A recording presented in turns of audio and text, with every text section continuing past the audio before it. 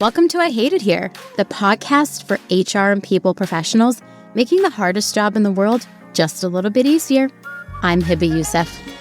I firmly believe that if, in fact, we collect more data and dimensions from our employees, that we position our managers and leaders to be better leaders. Now, it doesn't mean that because Torrin knows more about Hebba, that immediately he's going to become a better leader. But what it suggests to me is that the more I know about Hebba, I then can subject myself to, okay, I don't know what it's like to have an employee or a child who has a disability. Or I don't know what it's like to be a working professional caring for aging parents. So as a leader, it's incumbent upon me, now that I know that this exists in my sphere, in my team, my department, my business unit, I have a responsibility to go out and find the resources that will make me a better leader so that I can develop Hebba, I can inspire Hebba, I can resource and support her. Honestly, what I do for work is probably the least interesting thing about me. And I'm sure some of your employees feel the same way. There's so much more to your employees than just their job titles or what they do day to day. Take Shane in marketing, he's not just about writing emails, or Ashley in HR, she's not just about payroll and benefits. Every employee has a story. They have talents, motivations, and potential waiting to be unlocked. And the predictive index helps you understand them all, not just the role they play. It creates stronger managers, happier teams, and we all know when you truly understand your people, your business actually performs better. Want to learn more? Head over to trypi.com/IHateItHere. Hi, all. Welcome back to another episode of your favorite podcast. This season, I've been on the quest to learn. I've explored many various topics, talked about the connection of HR and things you wouldn't normally expect. And I think we're going to talk about today, well, I say think because Torrin, we could really take it anywhere. We're going to talk about a topic today that's become a daily conversation amongst HR leaders, bias and AI. Maybe we'll get to that. But I think we're going to talk about a few other things. But joining me today is the brilliant and amazing Torrin Ellis. And Torrin is the founder of the Torrin Ellis brand, a professional recruitment, talent development, and media-based company. His day-to-day focus is on aiding organizations in their effort to operationalize diversity and inclusion efforts, build trust, and experience the return of high-performing teams. Literally the dream. And today we're going to maybe touch on a report that Torrin worked on and just released titled Reducing Bias in HR Using AI. And maybe we'll talk about a bunch of other things. Torrin, welcome to the pod. Hey, y'all. I want to do it exactly the way that Hebba did it. I want to say, corny. hey, y'all. Like, I like that. It was so smooth. It was very easy. Not a whole lot of syllables. You know, they say that highly effective and high performing individuals, that they like things to be rudimentary. Like, we don't like to spend a lot of time thinking about what it is that we're going to eat or what we're going to wear or where we're going to go. And so Hebba has added to that list. My salutation needs to be simple. Hey, y'all, what's happening? That's it. I mean, I feel corny saying it, but it's more inclusive. And I love saying y'all. I've always said y'all my entire life. So, and it works. And I want to just say at the offset, thank you. I appreciate you providing some space for trusting the voice with your incredible audience. Now, listen, I Hate It Here is not the way that I feel about being here, but I love the origin, the title. Can you do this for me? Just for me. Yeah. Nobody else needs to listen. You want to walk away for a moment and grab something to drink. Just in the 30 seconds that they are running to grab something, a fresh beverage, what was the origin of I Hate It Here?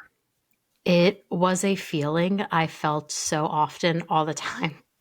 Looking at media and HR and what people were talking about on the internet and how they talked about HR, about something that I genuinely, deeply, and desperately love, and watching them treat it with such disrespect, and watching people say awful things about HR, and then honestly the state of the world. I think it works both ways. I hate it at work and I hate it in this world right now. Sorry. Right, but see, and again, you not that you went to school for HR. Not that you were officially trained to be in HR, yet you have an intrinsic affinity to the space because something deep inside of you says that we can do a far better job. It's extremely important for us to protect and care for the individuals in our organizations, to provide them with a workspace and culture and atmosphere that is rewarding and inviting and all of these things. It is an intimate responsibility for you. It's not just a job. It's a responsibility to you. And so you listening to people talk about HR was painful. I love that. Problematic. I love that. I love that. But I mean, like, I just look at all the, I mean, we talk about this, like the tech bros out there that are like, we don't need HR and who cares about HR? And I'm like, don't you want to treat your people right? Like with respect? Don't you want to care for them? Like they're committing and giving so much to you by working at your company. How do you respect and treat them if you don't have HR? I think like a lot of people don't know how to do it. That's I mean, when people are like, I don't need HR, I'm like, good luck. I hope you get sued and you learn your lesson. So here's where what I believe is we don't need a negligent HR. We don't need an HR that focuses more on the shareholder and not the stakeholder. We don't need that version of HR. We don't need the HR that's going to take the complaints about toxic masculinity and harassment and microaggressions and lewd behavior. We don't need the HR that is willing to just sweep all of that up under the rug and tell you, oh, don't worry about it. They didn't mean it. They weren't serious. It's just child's play. That's not the version of HR that we need. And so I completely agree with you 1,000%. We're building something so much better. Wait, before we get into more of this, Torrin, I have to tell the story of how the first time I saw you speak and then what you said to me the first time. I don't think I've ever told you this, actually. I went to a conference and I can't remember what conference, and I honestly can't even remember the year. I feel like everything from 2020 to 2025 is like 1 year to me. But you were on stage moderating something. And I remember like looking at you on the stage and being like, that guy is so cool. Like, I want to do what he does someday. And that was like before I started creating content, before I started doing anything. Fast forward, I think it was like 3 years later, and you walk into a room and I'm about to introduce myself. And before I get to introduce myself, you say, I know who you are. And it was like a full circle moment for me. I was like, this man from afar, I just idolized everything you did. I thought you were a brilliant speaker, so thoughtful, so impactful, only to come 3 years later, as I'm trying to figure out my voice in the HR space, to hear you say, like, I know who you are. And that like meant the world to me. Well, I thank you for that. And, I think it's extremely important that we do all that we can to amplify individuals, to make them feel like they are walking on flowers. So that we can, because I just don't know, Hebba, if we really ever truly know what people are going through. I remember dropping my daughter off at school, and this is when she was in 8th grade. She's 27 now, but she was in 8th grade. I remember dropping her off at school, and I said to the principal, I said, and I live in Baltimore, I said to the principal, my hope is that my daughter is the type of student that you enjoy having in your school. And I'm saying this to you, Principal so-and-so, because she has 2 brothers and I want both of them to attend this school, public school. Yeah. And what the principal said was, the challenge is that we have a waiting list twice as long as normal. And this is right around 2008 when the economy was crashing. Yes.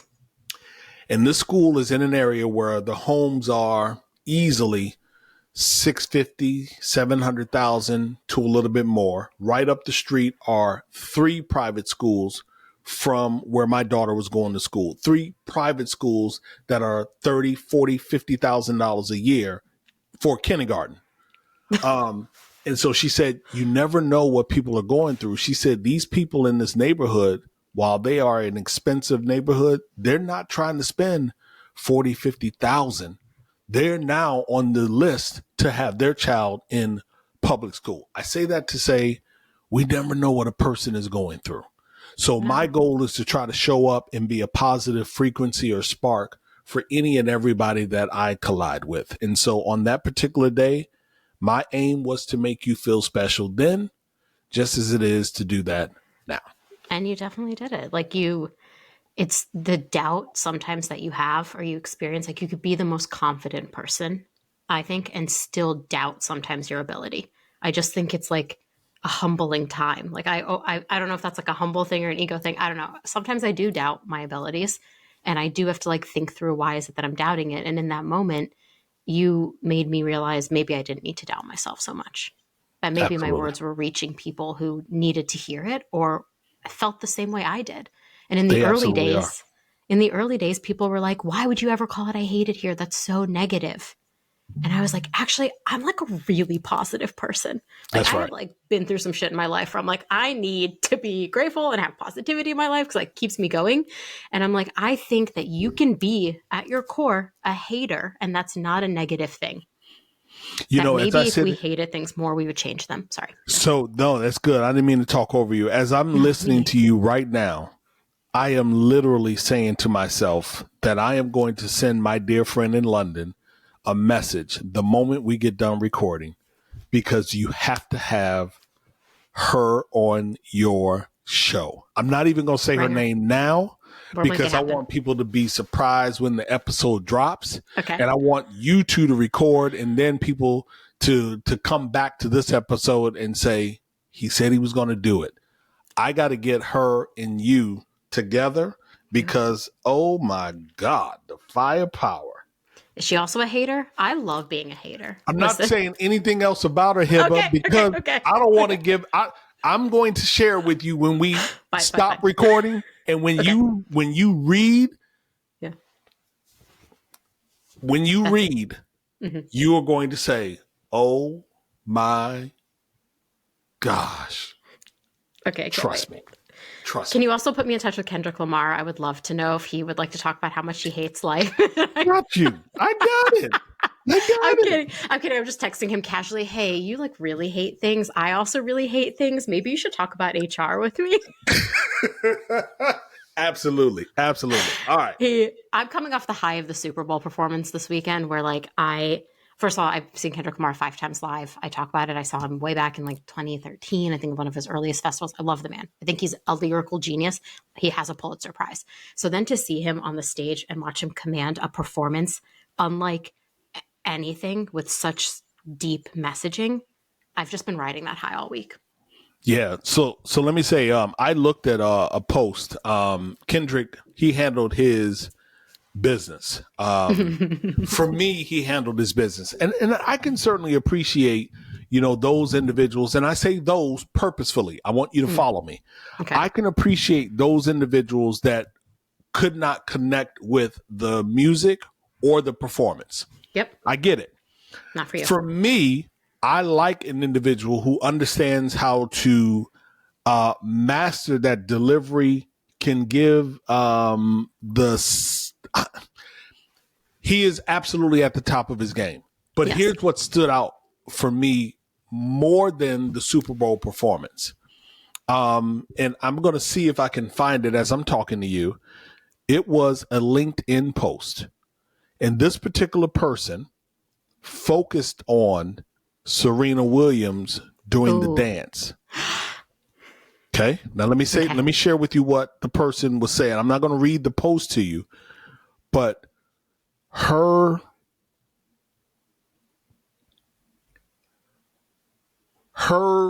framing of the freedom that Serena had around doing her dance and it being safe versus her doing a couple of steps at a Wimbledon match and how it was received then was amazing. Mm-hmm. And Hebba, I got to tell you, I read this. It had to be 2-3 o'clock in the morning.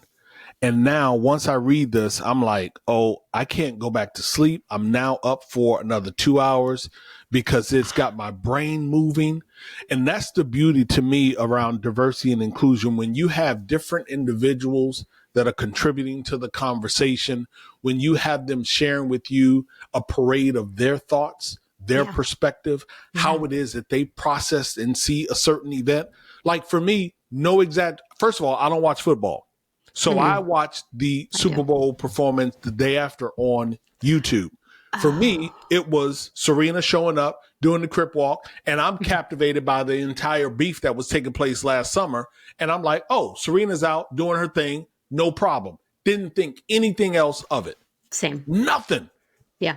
Until I read this young lady's article, and I'm like, you got all of that from her dancing for 20 seconds? Yep. I felt the same way. Yes. I was like, what? I didn't know anything. I didn't know any of the backstory behind it, by the way. 1 million likes on the LinkedIn post. Wow. Close to 1 million. I don't think I've ever seen that many likes. Or maybe it's not 100,000. Maybe it's 100,000, not a million. I'm pulling it up now, and I'm going to look at it as I am. I'm going to forward it over to you so you can see it. I'm looking at it right now. 108,986 likes, more than 3,300 comments, and nearly 6,000 reposts. And all she did was beautifully, her name is Casey Brown. She had a beautiful explanation of Serena. So here's what I would say to you. Yes, I too am on a high because I appreciate an individual who can dissect what we are living through right now artistically and deliver it to you. It's one of those things that is special, and you have to have a gift to be able to do something like that. I wrote a book in 2016 titled Rip the Resume. And one of the tactics that I encouraged when I was a transactional recruiter, as a coach of candidates, applicants, I used the phrase artistical encoding.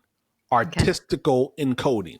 And what I meant by that, it was just some bullshit that I made up. But what I meant by that was, can you vocally paint pictures for the person who is interviewing you in a way that draws them in and really makes them feel like they're a part of your story? Like he's not, or they're not just spouting data or give me examples of when they had teamwork or were good collaborators or were efficient with resources. No, I can really feel like I was in that experience. I can feel like I was a part of that collaboration session.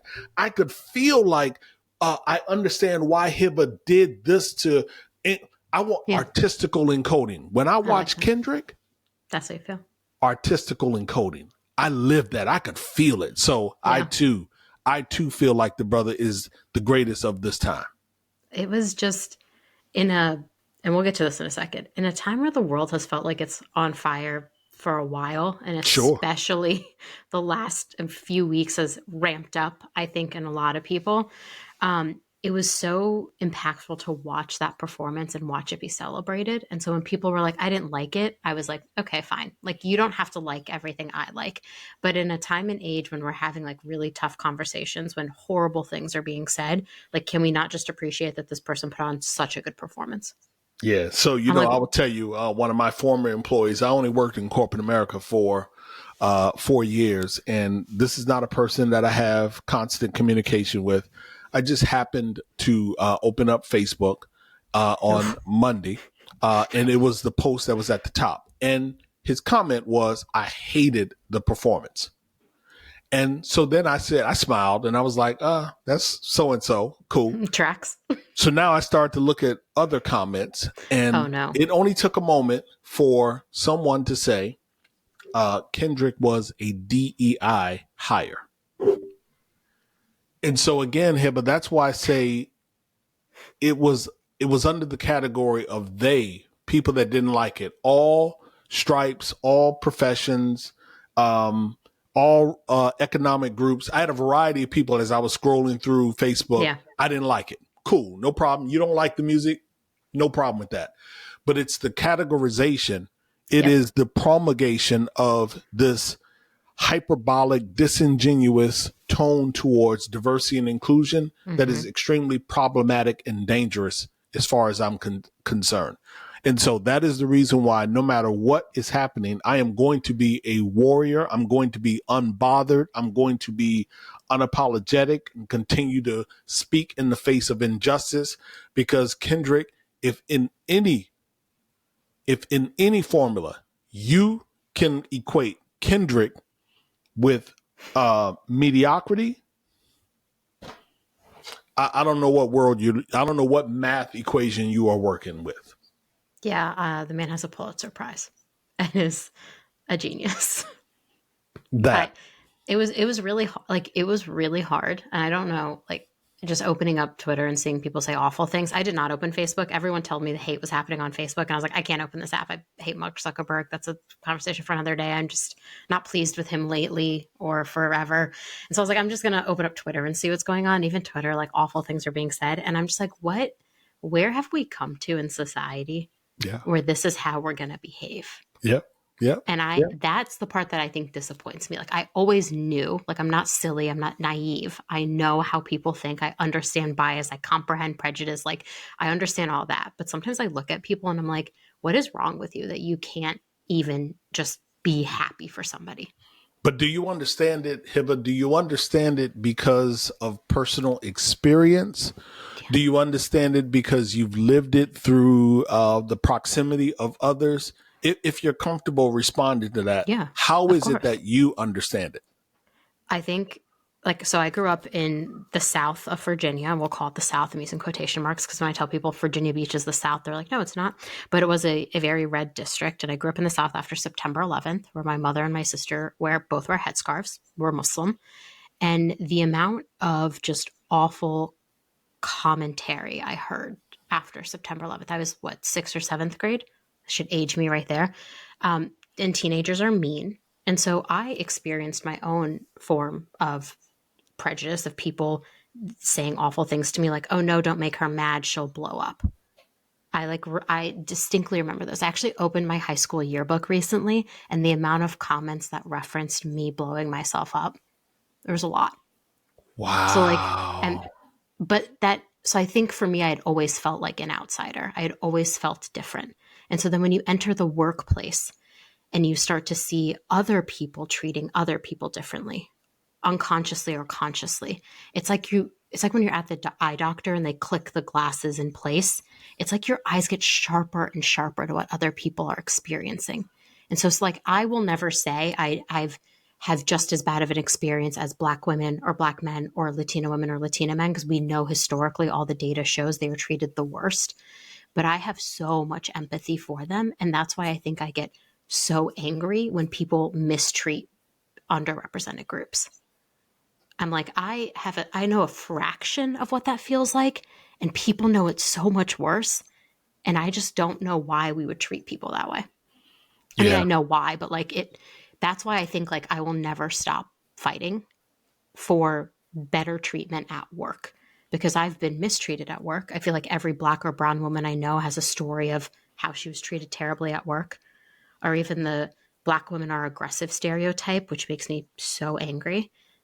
I think I'll never stop fighting because I'm like, I can't stop for all these people that I care about, but I can't stop because I know a fraction of what it's like. Now imagine people who have it so much worse than me. I have to go fight for them too. You mentioned COVID a moment ago, and I was doing a recording with Sarah Morgan a couple of weeks back, and Sarah, I reminded Sarah of not a podcast.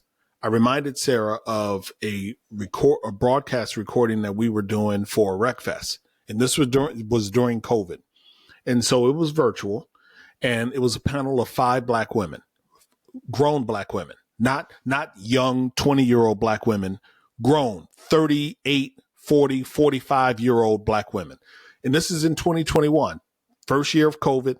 And Jamie and the team put the 5 of them together. And Hebba, you should know that there was a moment in this broadcast, 4:00 in the morning, where all 5 of them said they had never felt safe in the workplace.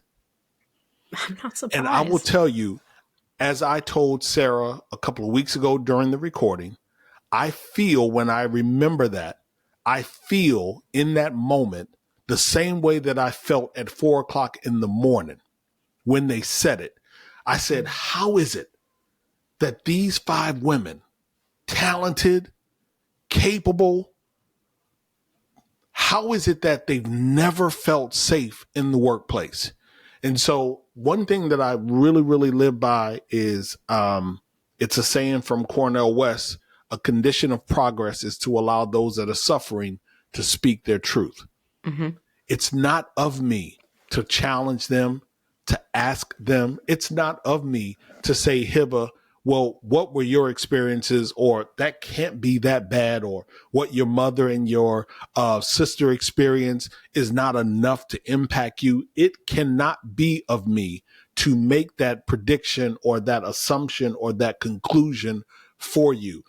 Progress is my allowing you in this moment to share with me what you experienced growing up in Virginia Beach, how that has shaped your travel through corporate America, and how you show up today. And I ask myself in this moment, real time, okay, how is it that I can make sure the next time I'm in Hebba's presence, the next time I hear something that could be triggering, the next time someone takes an action that could be a bit alarming, off-putting, that we make sure that we mute that, we inoculate that, we sanitize that and shut it down immediately. I have that responsibility. And I have that responsibility whenever I'm around people. I am always trying to make sure if you're with me, you feel good. No, Yeah. I'm not Suge Knight. I'm not that person, but we trying to make sure that we keep order when you're in my presence. So thank you for sharing. I appreciate that. Oh my God, thank you for asking. I mean, I feel like the other part too that I think is just a concept I've also just struggled with myself is like I'm very white passing. Like I could get away with being white. And I think a lot of people, when they see me or see my name, obviously know I might not be white and then start to ask questions. But I still think there's still a way you are treated and you try to. It's just like a weird time where like Islamophobia is on an all-time rise, like anti-Semitism is on an all-time rise, like the hate speech is on an all-time rise, like DEI is under attack.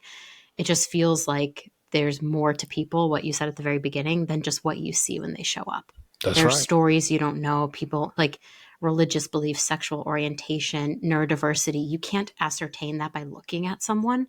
And so that's why I think when people say stupid shit, and I say stupid shit like DEI hire, I'm like, shut your mouth. Yep. Yeah. And Shut which I think is our responsibility. And this is where it, the evolution for TE right now is we want to build a piece of technology that addresses exactly what you said. I firmly believe that if in fact we collect more data and dimensions from our employees, that we position our managers and leaders to be better leaders. Now, it doesn't mean that because Torrin knows more about Hebba that immediately he's going to become a better leader. But what it suggests to me is that the more I know about Hebba, I then can subject myself to, okay, I don't know what it's like to have an employee or a child who has a disability, or I don't know what it's like to be a working professional caring for aging parents.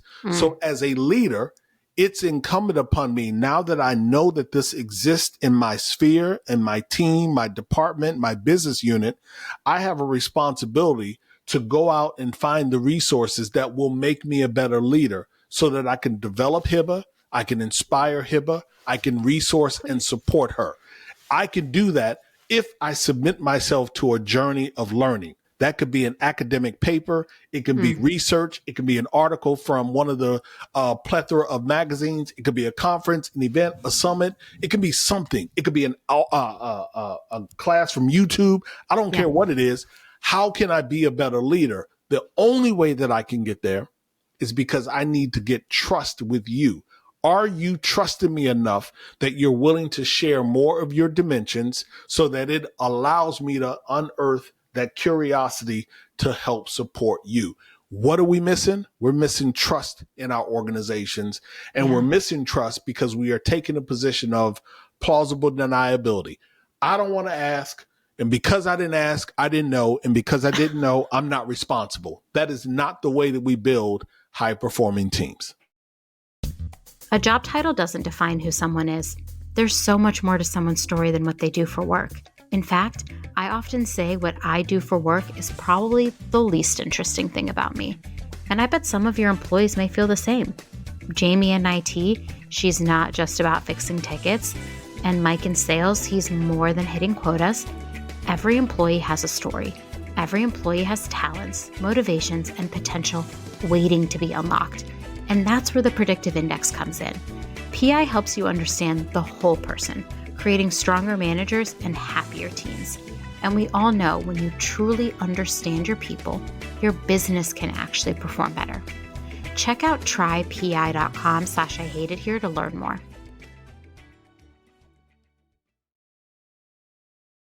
No, and Minda Harts is actually writing a book about trust. It comes out, I think, July of this year. I'm very excited about like how organizations lack trust, and I love all of her books. But I mean, like you hit the nail on the head. Like I don't trust people in the workplace. I always used to joke like I'm inherently distrustful of people because I've been taken advantage of so many times. I've been put in positions that he said, she said scenario where I never said anything, but the other person's believed and not me.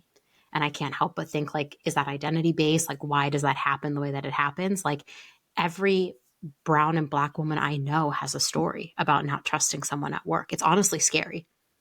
It's like a joke. We like laugh about it. We're like, haha, yep, we all have one of those. And I'm like, but why are we subjected to that? Like, why do we have to have those stories in order for work to be a better place and for us to actually trust people?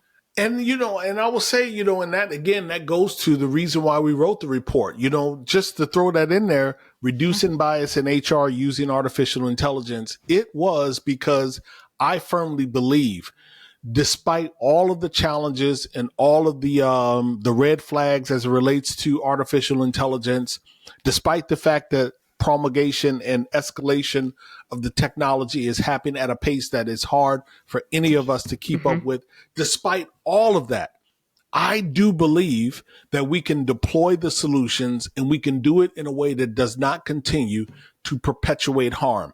I'm in a number of discussions, Hebba, and people are saying, well, the technology is biased. No, computers don't hallucinate. They may get stuck.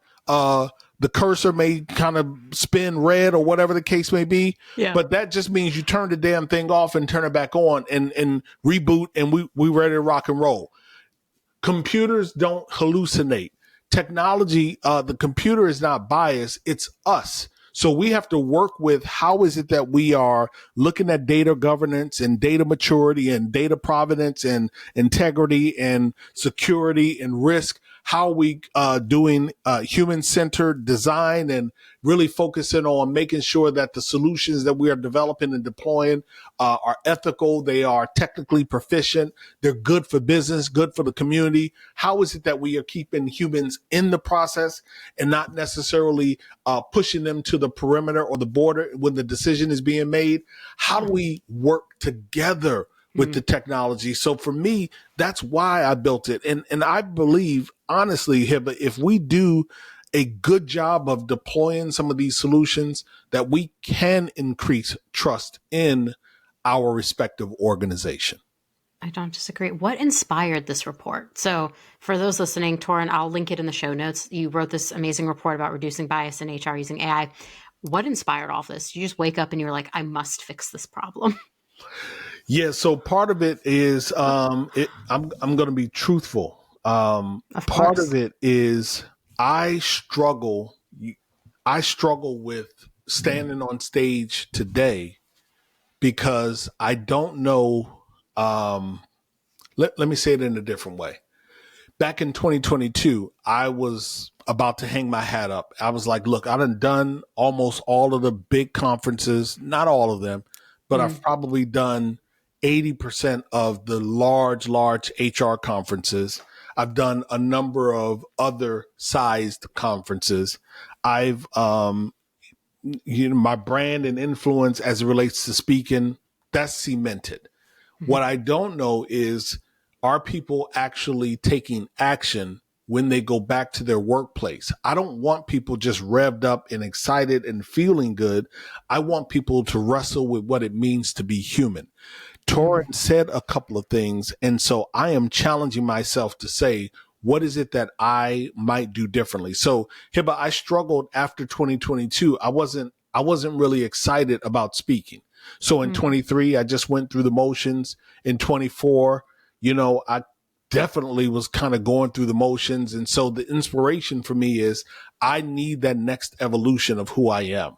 And so that next evolution was going to come and is going to come through two areas. One, creatively. I needed to do this report because it allowed me to exploit another side of who I am. It allowed me to show the marketplace another side of who I am, and we good. That's the good part. We are good. So Yeah. I needed that outlet to show people, yeah, the dude knows how to recruit. He can put together a mean Boolean search string. He's crazy on that mic.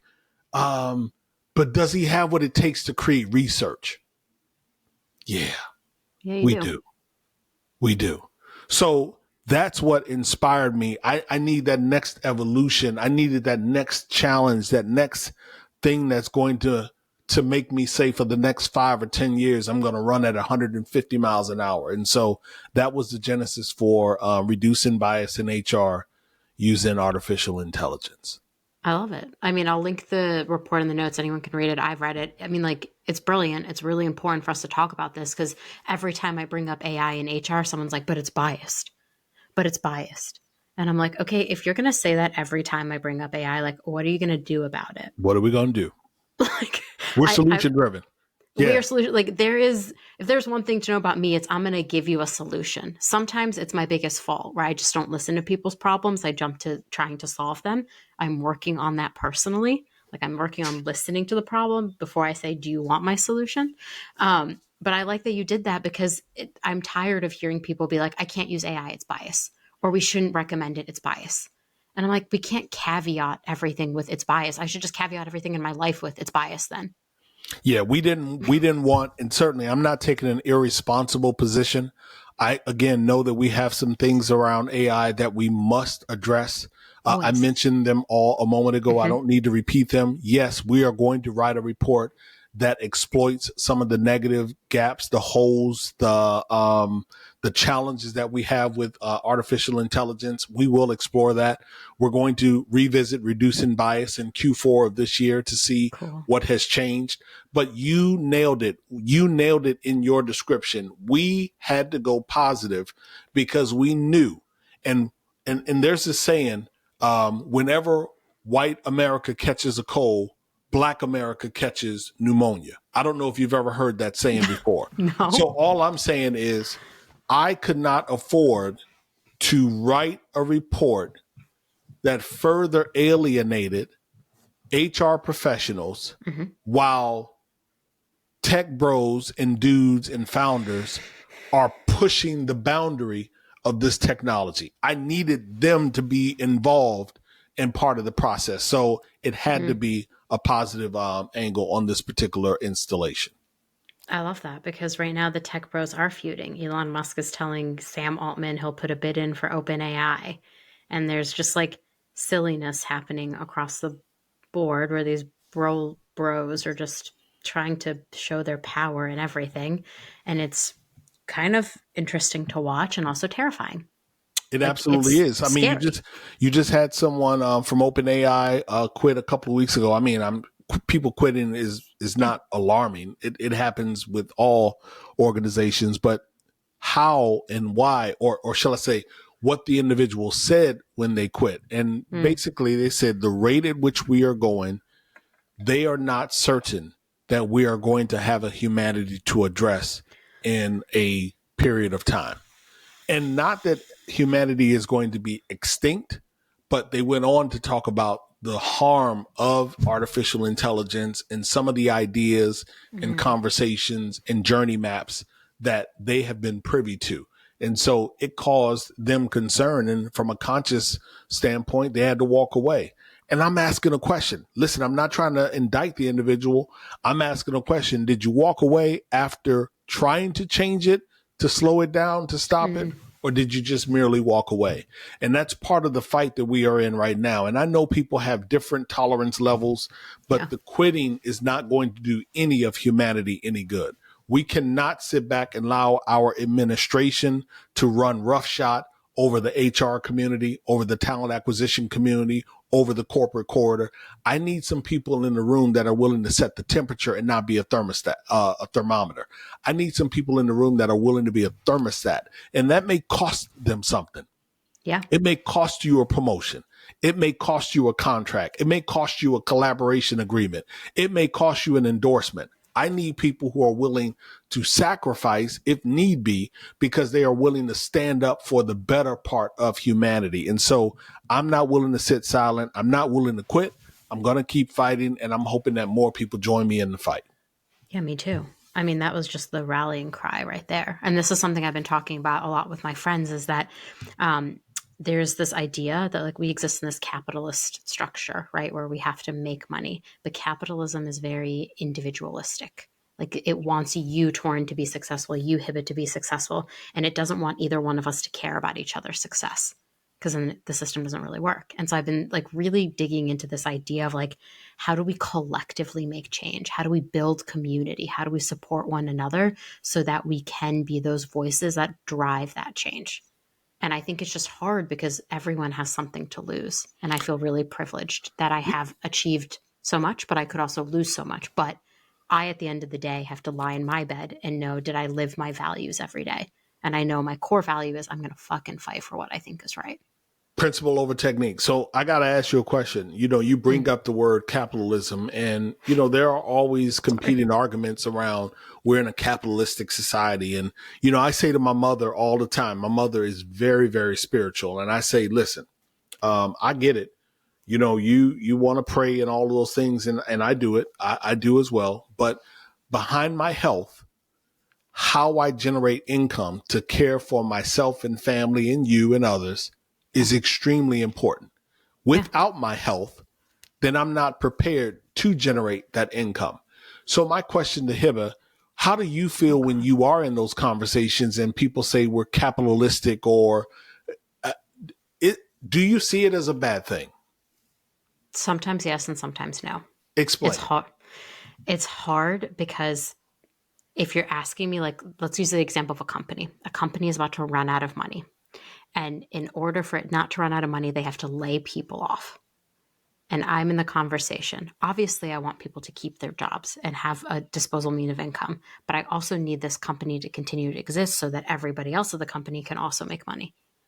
And so now I'm sitting there and I'm like, we have to do this layoff, which I've had to do, because we need this company to continue to exist. And I think that when you are in those situations and in that conversation, sometimes you have to make sacrifices. We're like, obviously, I don't want these people to lose their jobs. I want them to all have their jobs. I want everyone to be safe and happy and financially stable. But I'm in this impossible situation where I can't choose that because I need this company to continue to exist for everybody else to have jobs. And so I don't know if that answers your question, but that's how I think about it sometimes. We're like, I'm in this situation, and sometimes I have to put the company's need before the needs of these individuals. And you know what? And that's capitalism. I can appreciate that. I honestly, I can appreciate that. And that's an example when I say that HR should care about the shareholder before they care about the stakeholder. I know that doesn't necessarily come out right.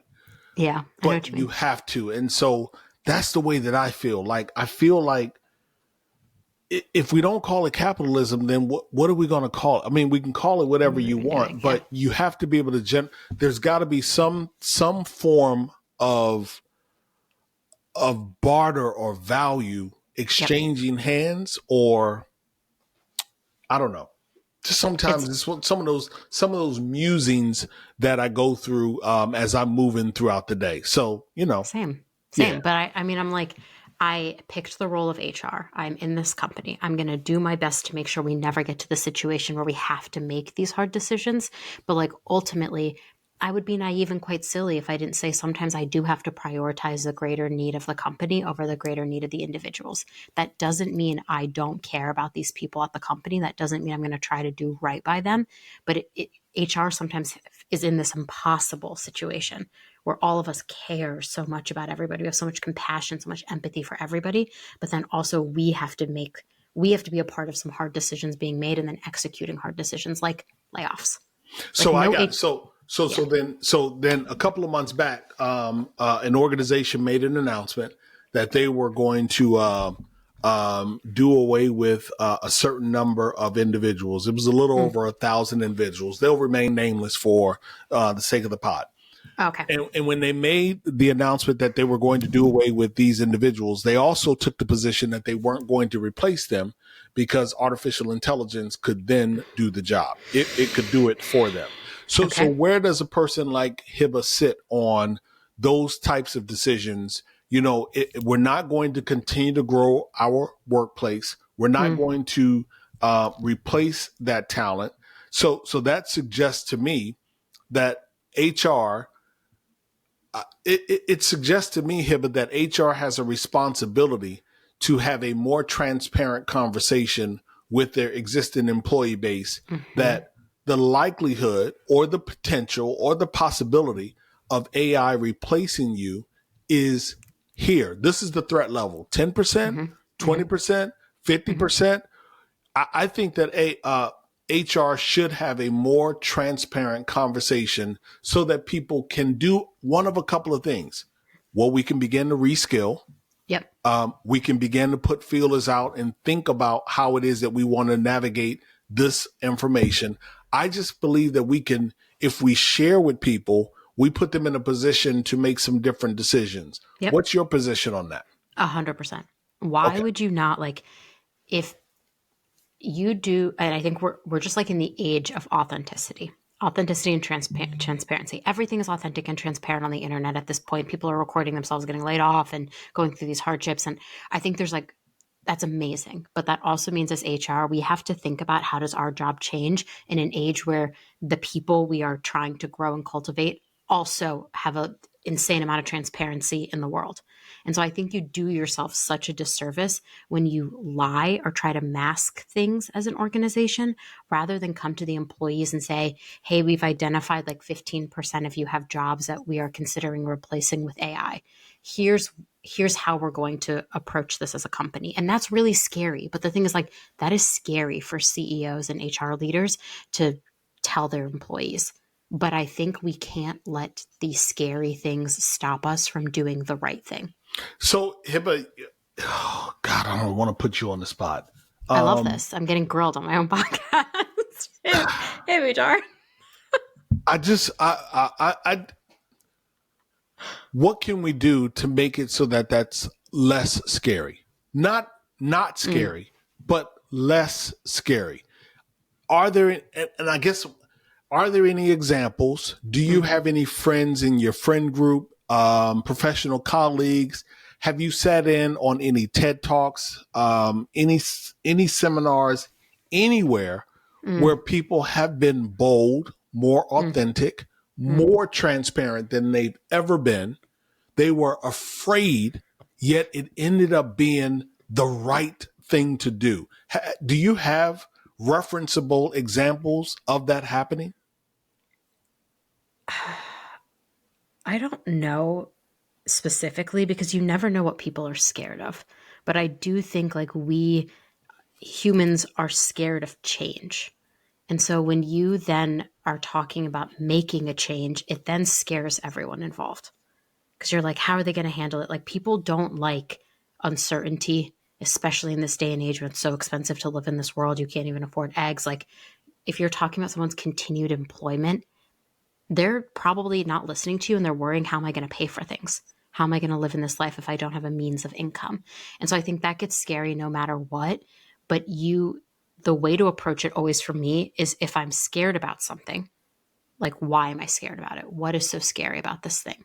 If I'm scared about the employee's reaction, okay, what can I do to make their reaction better? How can I assuage them? How can I make them feel like I've addressed their concerns? If I approach it from that angle, I think you end up being more successful in what you're doing. And if it's a hard thing you have to do, sometimes you have to do those things for the betterment of the organization and the people.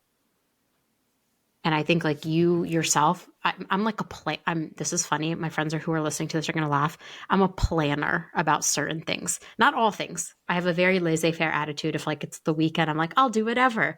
When it comes to work, if it's something serious that I know is going to impact an employee, either their continued employment, their growth path, their happiness, I'm going to sit down. I'm going to make a few plans. I'm going to plan what it is I want to say to them, how I want to say it. Do I talk about what's next? Then I'm going to plan what could their reactions be, good or bad. If it's good, here's what I'm looking for. If it's bad, here's what we have to do. And then I'm going to go talk about what it takes to actually execute this plan when we've decided on and get stakeholder buy-in. Like, that's just a very clinical way I think of things when it comes to employees, because when you try to do something that's scary and you don't plan for it correctly, you're probably going to fail at it. Yeah, that's a clinic right there. You can just take that small clip and turn that into its version of a 30-second masterclass, sell it for $2.99 a download. $2.99 per download. And I guarantee you next year, when you come running through with your Birkin bag and you're getting out of the drop top Bentley and all of that, you're going to be like, Torrin, it really came from a 20-second, $2.99 masterclass, because we have so many individuals who are not thoughtful. They're not intentional about how we go through that exercise, be it a downsizing, be it a revelation that we are implementing our artificial intelligence, the fact that we are expanding our fleet of robots in the workplace. We have so many individuals who are not communicative. They are not thoughtful. They are not intentional about how is it that we explore what it is that we think we want to do. Who's going to be impacted, who's missing from contributing to this particular conversation, what are the downsides, what are the positives, and what's the outcome going to be 90 days from now, 6 months from now, 12 months from now. We don't have people that are that thoughtful. I was on a session with some folks that were recruiters, and I'm sitting up here saying to them, listen, I haven't done a requisition of an open search in 7 years. But the old version of me in 1999 is better than the new version of most of you, because most of you still grab a requisition and run to the marketplace to try to figure out how to fill it. You're not thoughtful about all of the components that go into having a conversation with a potential prospect, and what impact it's going to have on their family, and what they may be missing and losing from an organization. And is there a way for this new opportunity to get it for them? And all of these different pieces. So I say all of that to say, I appreciate your thoughtfulness, your intentionality, and take this clip and make it a 20-second masterclass and charge $2.99 and go on and make that thing happen for yourself. I mean, you have, like, I joke, I'm playing a game of chess most days. If I move this piece, then I move this piece. That is how I think, truly, I did an episode with Morgan Williams about being strategic. That is how I think you actually become strategic. You think about, if I move this piece here, what's the outcome? What's the impact? If I move this here and then do this, what's going to happen? And I think the more people that start to think about it that way, the better. And we need to be thinking about AI. Like, we're late already. We late. If we're not talking about reskilling in our organization, if we haven't identified roles that could be potentially impacted by AI and how we're going to reskill them, we're late to the game. It's like, I'm not saying it's game over, but we're late. We're in halftime. We're in the halftime and we're down by two scorings. Like, we're down. Yeah. It's like being stuck in the stall at the game and you can't really get out. You hear the folks cheering, but you can't get out of the stall for whatever the reason, or you have to go into the bathroom because, you need to be there and the game is happening. We're late. And that is what I want to prevent. I want to see if we can erase that showing up late, getting information. I just want us to be on par with our contemporaries. How about that? I like that. I want us to be on par with our contemporaries. If someone is listening to this episode right now and walks away with one thing that you would go ask them to do after listening to this episode, what would it be? I would ask them to ask themselves, what can they do differently? I'm giving them the liberty of showing up who they are in the capacity in which they work. And so operating with that freedom, that flexibility, the parachute is all yours. It is going to open for you when you pull the string.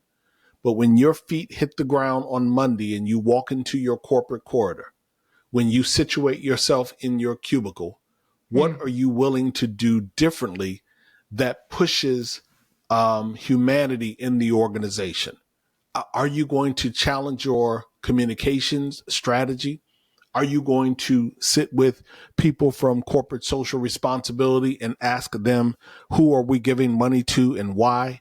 Are you going to talk to your HR person and say, in January, when the list of organizations comes out that we can make donations to and that the company would do a matching pledge, I don't see any organizations here that are Muslim, or I don't see any organizations here that support the LGBTQ community, or I don't see any organizations here that support the AAPI community. So are you willing to do something different with HR to have a different conversation, to force them to go out and say, okay, well, you know what? I don't know of any organizations from those communities. Thank you for bringing that up. I will make it my business to go and do something different. Yeah. And all I'm asking is, what will you do differently to push humanity further and deeper into your respective organization? That's just the most beautiful. I have to end the episode there, Tor. That is the $1 million question. That is, I'm going to think about that for myself. What can I do differently? I think it's just something we need to open up our minds to, because what got us here is not going to get us there. We have to think about how the world is changing, our place in it, our role in it. And I would hopefully like to leave this earth better than when I entered it. And I think that requires me asking, what am I doing differently? Better. I love that. Better. Okay, for people listening, Torrin, who are obsessed with you, because I'm obsessed with you, how can they get in touch with you? It's really simple. TorrinEllis.com website, across all of social media at Torrin Ellis. Again, TorrinEllis.com, across all of social media at Torrin Ellis. Hebba, I thank you. No, thank you. Thank you so much for being here. And I can't wait to see what we accomplish together in 2025. Love that. Thank you, Torrin. Thanks for tuning in. Keep up with all the latest HR resources by subscribing on Apple, Spotify, Google, or wherever you listen. And if you love I Hate It Here, tell an HR friend. I'll see you next time.